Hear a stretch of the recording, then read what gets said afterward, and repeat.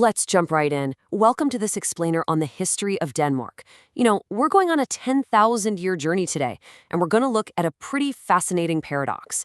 How does a history of, honestly, brutal external losses ultimately build one of the most peaceful and cohesive societies on Earth? It's literally a story of constant reinvention, where shrinking borders actually forced a nation to find its true core. So, think about it.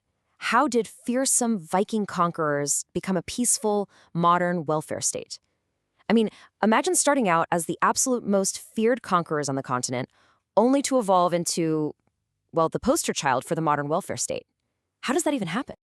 To make sense of it all, we'll follow 6 main chapters. 1. The Viking Age.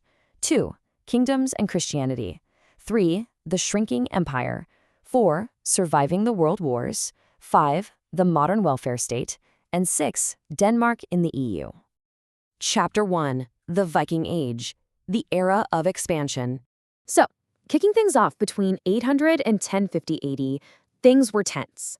We're talking massive internal unrest and skyrocketing population growth. It wasn't just some quiet farming society. They were literally bursting at the seams. And utilizing these incredibly advanced wooden longships, settlers pushed outward, fast. Just look at the speed here. In 793, they famously attacked the Lindisfarne Monastery. Decades later, by 836, they'd pushed their eastern limit all the way to the Volga River. By 850, they had permanent settlements set up in Iceland, Greenland, and the Faroe Islands. It's like they were everywhere all at once. Now, it's easy to just picture them as warriors, but these early Danes had a serious dual nature. Raiding and warfare, sure, but also trading and settlement. They were highly organized fur traders operating in the Baltic, actually founding new cities and laying down massive continent-spanning trade routes. So they were businessmen bringing immense wealth back home, just as much as they were raiders. Chapter 2. Kingdoms and Christianity. Forging a unified nation. As the Viking era faded, the nation really gravitated toward Christianity. And this wasn't just a spiritual shift, it sparked intense political unification. For centuries, Denmark was definitely not the small, quiet country we picture today. Through massive alliances, like the Kalmar Union, it was regarded as the absolute nucleus of the Scandinavian Empire. United with Sweden and Norway under a single monarch, Denmark was the undisputed heavyweight, controlling the bulk of Northern Europe's trade and military might. To manage all that sprawling power, King Frederick III introduced absolute monarchy in 1660. Basically, he stripped power from local councils, heavily centralized control, and even nationalized wealthy church resources. And he did all this under the unshakable belief that his autocratic authority was literally divinely ordained. The king was the state. Period. Chapter 3. The Shrinking Empire. Contraction and Cohesion. Of course, having an empire that big puts a massive target on your back. Centuries of grueling conflicts with Sweden and Russia really chipped away at their borders. But then came 1864. This is a catastrophic year for the country. They lost the insanely wealthy and strategic duchies of Schleswig and Holstein to Prussia and Austria. This wasn't just a minor border dispute. Those territories were the nation's economic engine. Losing them was absolutely devastating. It shattered their identity. It really forced them to ask, well, if we aren't an empire anymore, who are we? So, stripped of all that territory, a traumatized Denmark basically had to look inward. You had severe political whiplash, from the 1849 June Constitution limiting the king's power to a reactionary 1866 constitution that actually tied voting rights back to wealth. But on the ground, the common people were driving a massive cultural pivot. They demanded a free constitution, shifting their entire focus to protecting the Danish national soul and their language within their new borders. The mindset became, if we can't conquer the world, we're going to build an unbreakable, unified nation right here. Chapter 4. Surviving the World Wars. Navigating Global Conflict.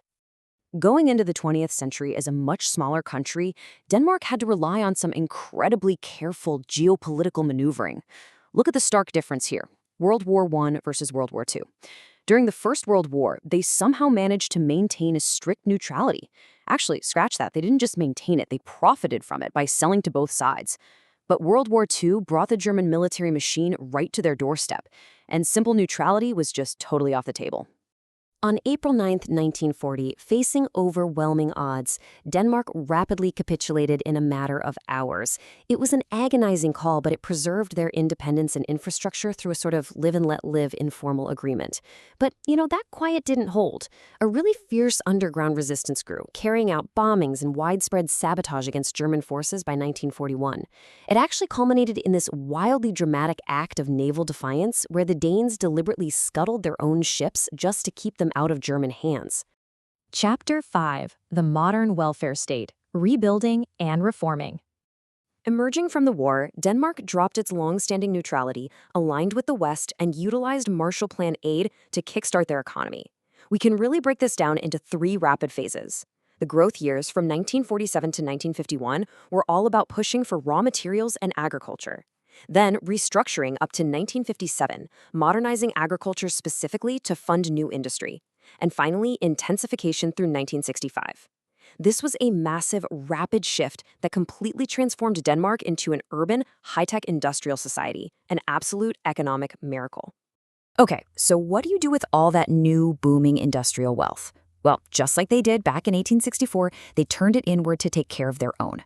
They rolled out non-contributory old age pensions, a free school milk scheme, and completely free medical treatment for all citizens. We're talking universal public education from daycare straight through university, plus super generous parental leave. They purposefully guaranteed these equal benefits to everyone, regardless of need, which firmly cemented the egalitarian welfare state we all know today. Chapter 6: Denmark in the EU, Integration and Skepticism. So this brings us to a really tricky modern challenge. How does a country that's so fiercely proud of its hard-won internal democracy integrate into a massive European bloc? The 1963 EEC referendum results spell it out pretty clearly. 56.5% voted against joining. They were, frankly, terrified of losing the sovereignty and the social safety net that they had spent a century painfully building from scratch. They did officially join the EC later in 1973, but that skepticism never really went away. They even rejected the 1992 Maastricht Treaty at first. It was only through the 1993 Edinburgh Accords that they finally got on board, and that's because they secured these vital opt-outs. So today, Denmark still maintains strict autonomy over the euro, their common defense policy, and their beloved welfare laws. And that balancing act, it's still happening right now. They're constantly balancing a growing multicultural society and famously high taxation with this massive push for efficient public sector integration. State initiatives are heavy investments aimed entirely at making sure this unique, high-tax egalitarian system stays cohesive and actually sustainable for the long haul. Which leaves us with this final, almost totally paradoxical question. Is the secret to national happiness losing an empire but finding a nation? Seriously, by losing their vast, fearsome borders and being forced to look inward, did the Danes accidentally discover the perfect formula for a peaceful, thriving society? It's an absolutely fascinating journey to think about. Thanks for joining me for this explainer, and keep learning.